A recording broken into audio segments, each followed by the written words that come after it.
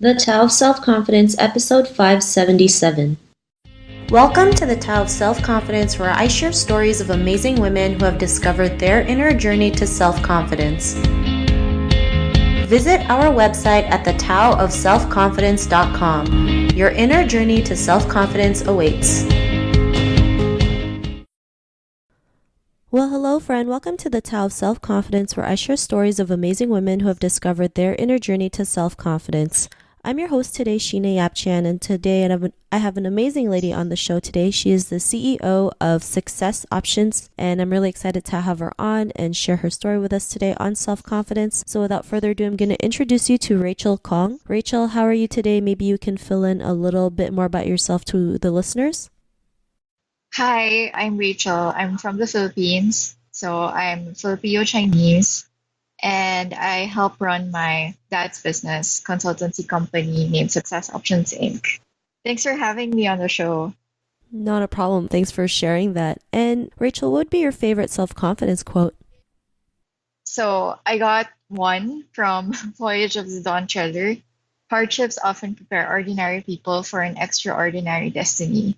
And another by Eleanor Roosevelt. So she said, "You gain strength, courage, and confidence by every experience in which you really stop to look fear in the face. You are able to say to yourself, I have lived through this horror. I can take the next thing that comes along. You must do the thing you think you cannot do." So those are the two favorite quotes I have. Thanks for sharing that great quote. And Rachel, what would be, in your own words, how do you define self-confidence?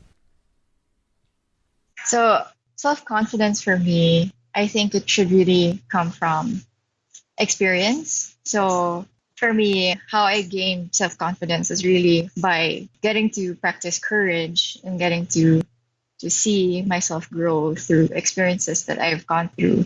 So courage is how you realize the moment you live it, and confidence is found after that. Thanks for sharing that great definition. I also believe courage is, a part of confidence, to have the courage to go out there and do what we love despite of what other people may think. So thanks for sharing that again. And Rachel, what was your life like before your discovery of self-confidence?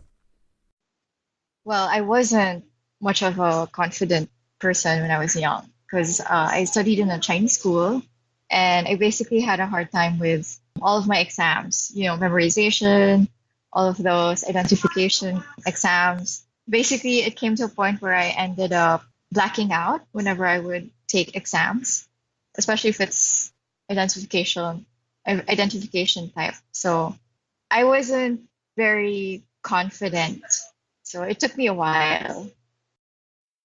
Thanks for sharing that. And I know sometimes, growing up in an Asian household and going to, like a Chinese school, it does pressure us to always be the best, right? And sometimes the pressure kind of gets to us, not realizing like it really brings us down. It's like, if we get a good grade, why didn't we get a better grade? So I mean, it's something that we've all gone through. But what was that point in your life when you realized, you were more than enough to go out there and be the person that you are today? What was that aha moment?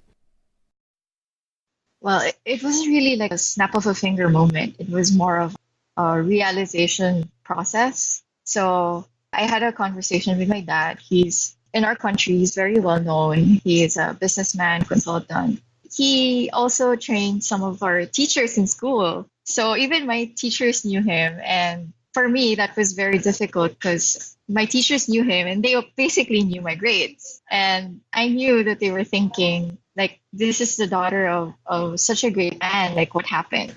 So I was also very humiliated and very disappointed in myself at that time. So I went up to him and he asked me a couple of questions.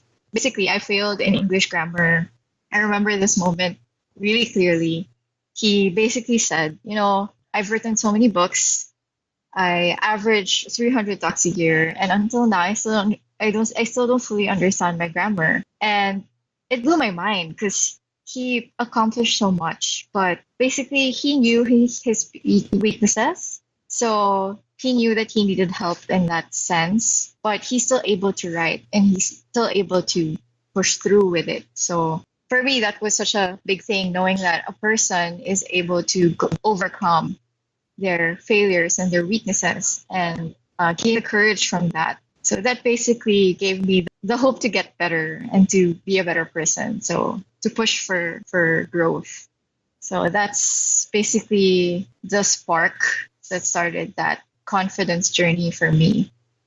Thanks for sharing that. And I think that's a great story that you just shared, especially, when you see somebody who's accomplished so much, you don't think they don't have any flaws or mistakes. They're like this perfect being, not realizing like we all have our own weaknesses. And like you mentioned, just pushing it through, right? Like your father, you mentioned your father saying he didn't understand grammar, but it didn't stop him from doing 300 talks a year or writing so many books, right? He just kept going. And I think that's a great reminder that we can, a great reminder for ourselves that, we're all not perfect and we have flaws, but we should just keep going. And because of that, what's your life been like now? Well, because of that, I kind of knew that it hasn't been like a smooth sailing journey. There are times when you encounter difficulties and, failures, and then you have to push yourself to grow from that and learn from that so that, you won't do it again. And then you keep on pushing and you keep on walking. So from that, I kind of started to learn that failure isn't the end to everything.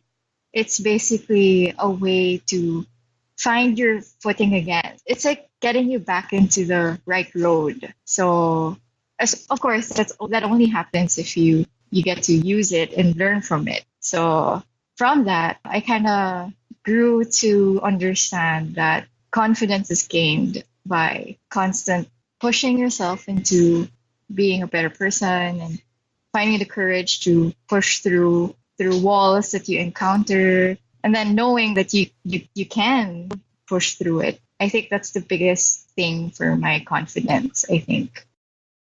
Thanks for sharing that. And I also agree. It's just learning to push through and just being persistent, in what you're doing, no matter what the circumstances are, that gives us that confidence to just keep going. And Rachel, to the woman who's listening to your episode, she may be in her own journey to self-confidence. What would be that one tip you would give to her? Okay, that one tip I think is, first, it's easy to get impatient when you're going through this journey of discovering your self-confidence.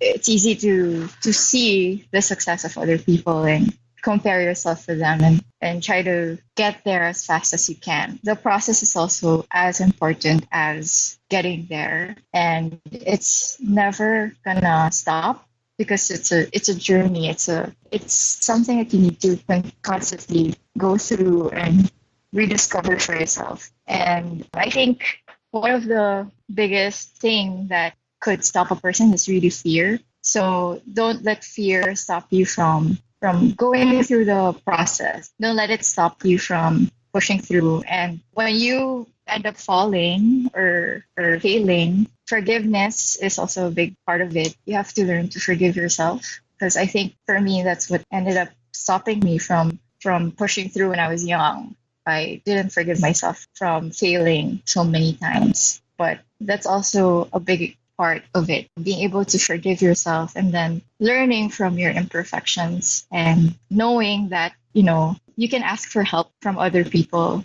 because it takes a confident person to ask for help and to help other people too. So I guess that's the best advice that I can give to the women that are on their own journey.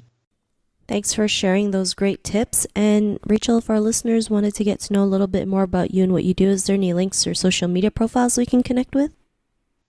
Yes. So I have an IG. So my Instagram is kong.rich, and our company is named Success Options Inc. So please find us there. Thanks for sharing that. To our listeners, if you want to connect with Rachel, you can also head on over to the taoofselfconfidence.com and search for Rachel's name. Her show notes will pop up along with everything else that we talked about. And I really just want to thank Rachel for taking the time to share her story and tips with us on self-confidence. So thank you so much, Rachel. Thank you. Thank you so much for having me. Not a problem. It was really great having you on the show. And to our listeners, be on the lookout for another new episode of another amazing woman's journey to self-confidence. And we'll talk to you soon. Bye for now. Thank you for tuning in to another amazing episode of The Tao of Self-Confidence. Visit our website at thetaoofselfconfidence.com to check out cool resources, blog articles, show recaps, and so much more. Your inner journey to self-confidence awaits.